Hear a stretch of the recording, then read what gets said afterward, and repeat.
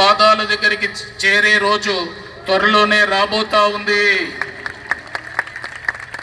రాష్ట్ర ప్రభుత్వంలో కానివ్వండి, కేంద్ర స్థాయిలో కానివ్వండి, అనేక మంది క్రైస్తవ అధికారులు ఉన్నారు, నాయకులు ఉన్నారు.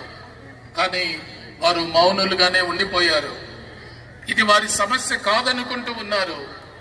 ఈరోజు ఈ సమస్య ఎంత తీవ్రమైనదో వారికి అర్థమయ్యేలా రాబోయే కాలంలో ఈ ఉద్యమాన్ని ముందుకు తీసుకువెళ్లడంలో మనమందరం ముందుందాం, ప్రార్థిద్దాం, మన హక్కుల కొరకు ప్రశ్నిద్దాం.